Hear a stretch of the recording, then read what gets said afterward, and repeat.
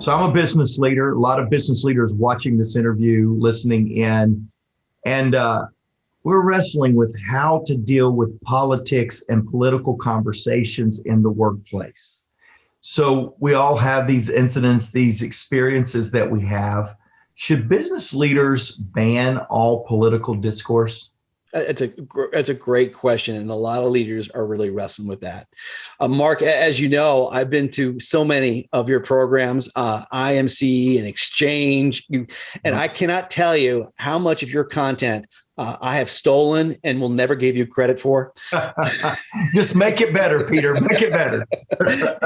One of the most important things I modeled from you and from John is the ability to ask questions.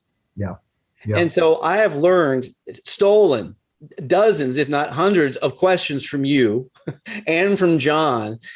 So I can ask different questions from people rather than, what do you think about what happened on the news last night? Don't you hate what the president is doing, saying?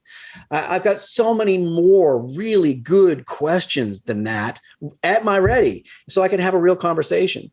So as a matter of policy, I recommend against business leaders actually banning political or religious conversation.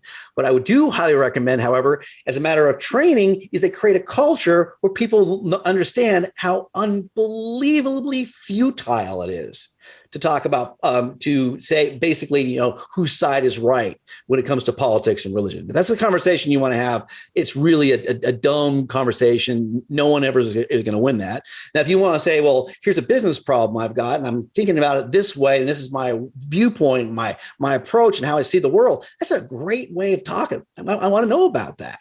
And also being able to have other questions besides, do you love or hate the blank politician the other day, is so much more qualitative. So I highly recommend culture and training and making sure that everyone understands the unbelievable futility of talking about politics by and large. I want to stay in the business sector because so many businesses now get targeted if they agree with one side of the political spectrum or the other, or if they openly endorse. I know in the last political election that we had preceding this interview, that a lot of businesses either came out hard for a candidate and did not care about how it would affect their people or their clients, or others kind of backtracked and said, we're going to not have any political leanings. That way we don't polarize anyone. Where are you in businesses actively getting involved in politics? It's a good question. And I think I've only got an opinion more than advice.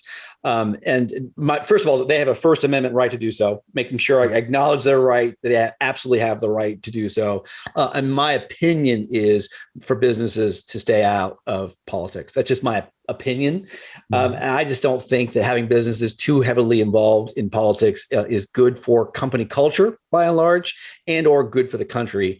And like I said, that's more of an opinion than most of what I've been giving you here today has been really educated, sure. I would say fact, but very informed directives and advice. And that one's just an opinion. Yeah. I'm reminded of a statement that John Maxwell has said often.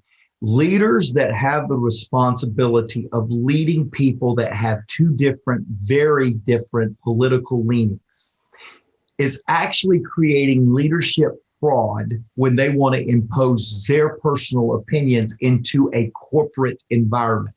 Because here's what leaders that want to be a leader of all people and they value all their people. When you use your platform, whether this is a religious platform, a business platform, entertainment platform, when you use your platform, here's what you're basically saying. Half of you do not matter to me because I'm not going to try to create a narrative that makes you feel included. I'm going to get divisive and exclude X amount of you. And so I like how you just did that. So many times, Peter, the way that people address political disconnect or political disagreements is by shaming and shunning others that don't agree. We won't have lunch with you because you don't agree. We're going to write our floor. Does shaming and shunning change anyone's mind? No, Mark. I mean, I'm sure, like me, at some point in time, it was probably 5 years ago, we first tried to argue with somebody on social media, and we realized you cannot change anybody's mind on social media. All of us have tried it at least once and thought, well, surely we can have a reasonable conversation, and very quickly realized you can't change anyone's mind.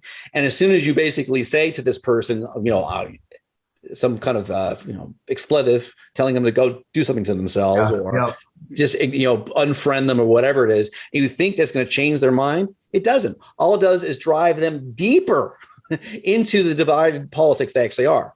The only way to eventually influence somebody else is through relationships. Wow. So if you set out, well, Mark, your political opinions are different than mine, your religious opinions are different than mine, I'm going to change your mind and be your friend, and I'm going to change your mind first, that's not going to work. But if over time we have deep, meaningful conversations about life and politics and sports, and we really spend a lot of time with each other, and we engage each other's families, and we watch the same TV shows, and we share books, we have the opportunity to change minds. So relationship is the only way to change somebody's mind. If you are more committed to national unity than partisanship, please check out my book, The Second Civil War, A Citizen's Guide to Healing Our Fractured Nation. My book will challenge you to improve your relationships with friends and family. Click the link in the description below.